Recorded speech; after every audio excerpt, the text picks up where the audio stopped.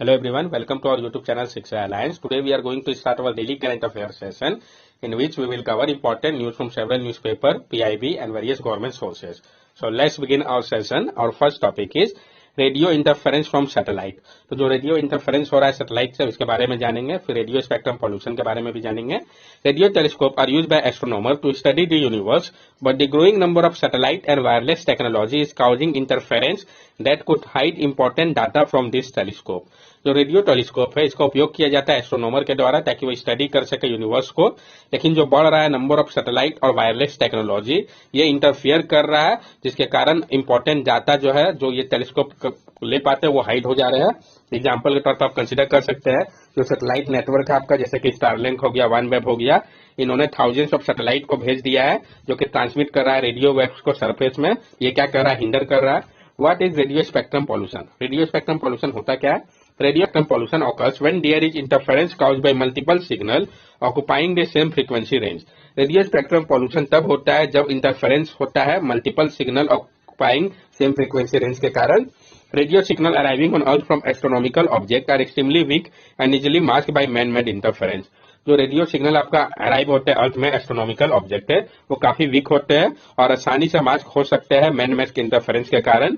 The interference can disturb the transmission and reception of signal leading to poor और lost communication and can interfere with astronomical observation.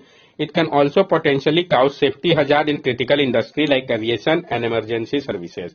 और ये जो interference है ये disturb कर देता है ट्रांसमिशन को, रिसेप्शन ऑफ सिग्नल को, जिसके कारण पुअर या लॉस्ट कम्युनिकेशन हो जाता है और ये इंटरफेयर कर सकता है एस्ट्रोनॉमिकल ऑब्जर्वेशन के साथ भी। ये जो है पोटेंशियली काउज करता है सेफ्टी हजार्ड को क्रिटिकल इंडस्ट्री जैसे कि एविएशन और इमरजेंसी सर्विसेज में। सॉल्यूशन इसका क्या हो सकता है? To develop radio quiet zone, such radio quiet zone are present in USA, Australia, South Africa and China। Develop करने की आवश्यकता है रेडियो क्वाइट जोन को। कुछ जो रेडियो क्वाइट जोन आपका जो कि अभी प्रेजेंट है जैसे कि यूएसए में, ऑस्ट्रेलिया में, साउथ अफ्रीका में, चाइना में। This will be similar to dark sky reserve for light pollution as found in Hanle dark sky reserve Ladakh.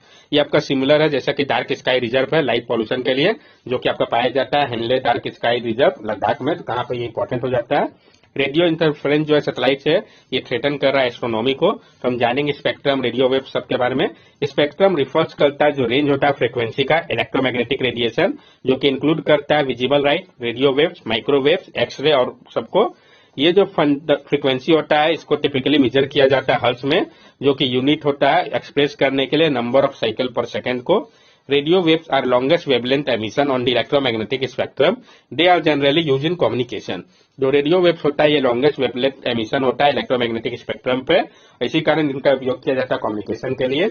आप यहाँ पे देख के समझ सकते हैं ये आपका जो है short wavelength high energy high frequency, long wavelength का लो एनर्जी लो फ्रीक्वेंसी होता है। तो आपको याद करने का तरीका यहाँ पे बताया गया है, radio, microwave, infrared, visible, ultraviolet, X ray, gamma ray. तो किस तरीके से आप इसको याद कर सकते हैं, मेमोराइज कर सकते हैं। नेक्स्ट टॉपिक है हमारा निसार सैटेलाइट। हम जानेंगे निसार सैटेलाइट के बारे में। पहले भी इस टॉपिक को हम लोगों ने कंसीडर कर रखा है। The US air force handed over NISAR an earth observation satellite jointly developed by NASA and ISRO to Indian space agency. तो इसको किसके द्वारा डेवलप किया गया ये इंपॉर्टेंट हो जाता है। तो अभी हाल ही में यूएस एयरफोर्स ने हैंड ओवर कर दिया निसार को जो कि आपका एक अर्थ ऑब्जर्वेशन सैटेलाइट है। कैसा सैटेलाइट? Earth observation satellite. इसको जॉइंटली डेवलप किया गया नासा और इसरो के द्वारा। इसको इंडियन स्पेस एजेंसी को हैंड ओवर कर दिया गया है। NISAR will be use by ISRO for a variety of purpose like volcanic eruption, agricultural mapping, landslide prone areas etcetera. NISAR का उपयोग किया जाएगा इसरो के द्वारा बहुत सारे पर्पज को फुलफिल करने के लिए जैसे कि volcanic eruption, agriculture mapping, landslide prone area etcetera में इसका उपयोग होगा। What is Nisar? निसार है क्या? The 2800 kilogram satellite consists of both L-band and S-band synthetic aperture radar instrument, which make it a dual frequency imaging radar satellite। जो आपका 2800 kilogram का जो सैटेलाइट है ये कंसिस्ट कर रहा है दोनों ही बोट L-band और S-band synthetic aperture radar instrument को जो कि इसको dual frequency imaging radar satellite बनाता है।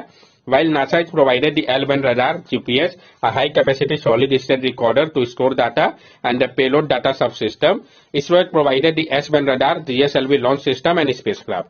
नासा ने प्रोवाइड किया है L-band रडार को, जीपीएस को और high capacity solid state recorder को ताकि स्टोर किया जा सके डाटा को और पेलोड डाटा सबसिस्टम को, जबकि इसरो ने प्रोवाइड किया है S-band radar, GSLV launch system और स्पेसक्राफ्ट को। Another important component of the satellite is its large 39-foot stationary antenna reflector made up of gold-plated wire mesh. The reflector will be used to focus the radar signal emitted and received by the upward-facing feed on the instrument structure. और जो important component और जो है satellite का वो उसका large 39 foot stationary antenna reflector है, क्योंकि ये जो आपका बना हुआ है गोल्ड प्लेटेड वायर मेश है।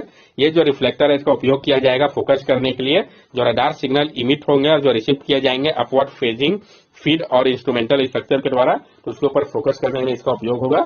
नेक्स्ट टॉपिक है हमारा S3N2 आउटब्रेक। तो हम जानेंगे S3N2 आउटब्रेक के बारे में। पहले भी इस टॉपिक को कंसिडर हम लोगों ने कर रखा है। Indian Council of Medical Research (ICMR) confirmed the recent outbreak of respiratory illness with symptoms of cold, sore throat and fever accompanied by fatigue is caused by influenza subtype S3N2।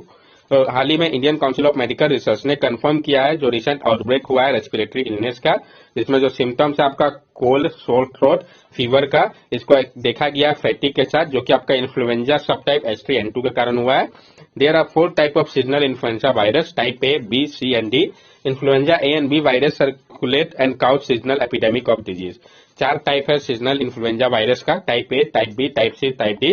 Influenza A और B virus जो है ये circulate करते हैं और cause करते हैं seasonal epidemic disease का। What is S3N2 virus? ये S3N2 वायरस है क्या? S3N2 virus is a type of influenza virus called the influenza A virus. It is a respiratory viral infection that causes illness every year. This subtype of influenza A virus was discovered in 1968 in human. जो आपका S3N2 virus है ये आपका type है influenza virus को, जिसको हम कहते हैं इन्फ्लुएंजा A वायरस।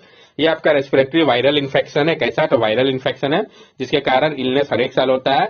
ये जो सब टाइप है इन्फ्लुएंजा ए वायरस का, इसको डिस्कवर किया गया था 1968 में ह्यूमन पे। The virus derived from types of protein strain of the influenza A virus, hemagglutinin HA and neuraminidase NA। ये जो वायरस है ये डिराइव करता है, जो टाइप है इसका प्रोटीन स्ट्रेन का इन्फ्लुएंजा ए वायरस का, जो कि आपका हेमाग्लूटिन HA और न्यूरामिनिडेज NA है। HA has over 18 different subtypes, each number H1 to H18, while NA has 11 different subtypes, each number N1 to N11। HA का 18 डिफरेंट सबटाइप्स है जिसका नंबर H1 से H18 तक है, और NA का 11 डिफरेंट सबटाइप है जो कि N1 से N11 तक है। इसी का जो कॉम्बिनेशन है आपका S3N2, ये कॉम्बिनेशन है 2 प्रोटीन स्ट्रेन का इन्फ्लुएंजा ए वायरस का। अब आप समझे ये S3N2 क्यों है। Symptoms of S3N2 virus. क्या सिम्टम्स है S3N2 वायरस का? The symptoms of S3N2 virus include cough, runny nose or congested nose, sore throat, headache, body ache, fever, chills, fatigue, diarrhea, vomiting and breathlessness। जो symptoms है आपका S3N2 का ये include करता है cough, runny nose, congested nose, sore throat, headache, body ache, fever, chill, fatigue, diarrhoea, vomiting, breathlessness को। Treatment for S3N2 virus. जो treatment की बात कही गई है S3N2 वायरस के लिए, regular over the counter medication for fever, cough और headache can be consume to relieve the symptoms. Annual flu shot for the influenza virus should be administered and taken around this time. जो regular आपका over the counter medication है fever, कफ या headache के लिए, इसको consume किया जा सकता है रिलीफ के लिए सिम्टम्स से। और जो एनुअल फ्लू शॉट होता है इन्फ्लुएंजा वायरस के लिए, इसको एडमिनिस्टर किया जा सकता है, लिया जा सकता है समय पे। किस तरीके से ये स्प्रेड करता है? तो ये स्प्रेड कर सकता है पर्सन टू पर्सन, जब कोई इन्फेक्टेड पर्सन बात करे, कफ करे व स्नीज करे, थ्रू कॉन्टेमिनेटेड सरफेस के माध्यम से भी। पीपल जो कि काफी ज्यादा रिस्क में इसके कॉम्प्लिकेशन के, तो pregnant women, young children, older adult और पीपल जिसका अंडरलाइंग कंडीशन है, वो सब सबसे ज्यादा रिस्क पे है इस डिजीज से। नेक्स्ट टॉपिक है हमारा स्क्रब टाइफस। पीआईबी के नीचे इंपॉर्टेंट हो जाता है, हम जानेंगे स्क्रब टाइफस के बारे में। A team of Indian scientists had identified a significantly more effective treatment for severe scrub typhus, a life-threatening bacterial infection that kills thousands of people every year। जो टीम है इंडियन साइंटिस्ट का, उन्होंने identify किया है एक significantly more effective treatment को severe scrub typhus के लिए, जो कि आपका एक लाइफ थ्रेटनिंग बैक्टीरियल इन्फेक्शन है जिसके कारण थाउजेंड्स ऑफ पीपल की मृत्यु हर एक साल होती है। तो ये आपका बैक्टीरियल इन्फेक्शन है, ये आपको पता होना चाहिए। Treating patient with combination of intravenous antibiotic, doxycycline and erythromycin is more effective than the current monotherapy of using idle drug alone. Treat करना पेशेंट को कॉम्बिनेशन में intravenous antibiotic, doxycycline and azithromycin का ये ज्यादा इफेक्टिव है। जो current monotherapy उपयोग होता है आइडल ड्रग को अलोन, उससे ज्यादा इफेक्टिव है वो, दोनों को अगर कॉम्बिनेशन में यूज करते हैं तो। Scrub typhus. Scrub typhus a life threatening infection caused by Orientia tsutsugamushi bacteria is a major public health threat in South and South East Asia. जो आपका स्क्रब टाइफस है ये एक लाइफ थ्रेटनिंग इन्फेक्शन है जो कि आपका ओरिएंटिया टिस्टोगोमेसिया बैक्टीरिया के कारण होता है। ये एक मेजर पब्लिक हेल्थ थ्रेट है साउथ और साउथ ईस्ट एशिया के लिए। As per estimate, nearly 1 million cases are reported from South and Southeast Asia with 10% mortality. और एस्टिमेट के अनुसार नियरली 1 मिलियन केसेज जो है उसको रिपोर्ट किया जाता है साउथ और साउथ ईस्ट एशिया से, इसके कारण, और इसमें 10% मॉर्टेलिटी यानी अच्छा खासा लोग की मृत्यु हो जाती है। India is one of the hot spot with at least 25% of the disease burden, और इंडिया जो है ये one of the hot spot है। 25% जो डिजीज का बर्डन है वो भारत में देखा जा सकता है।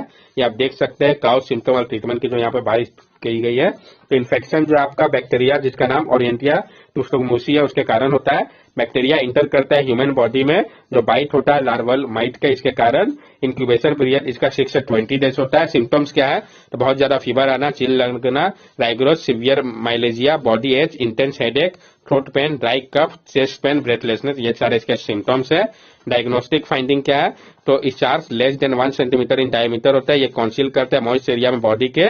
स्क्रब एंटीबॉडी टेस्ट जो है आपका आईडीएम और एलिसा, ये इसके लिए है।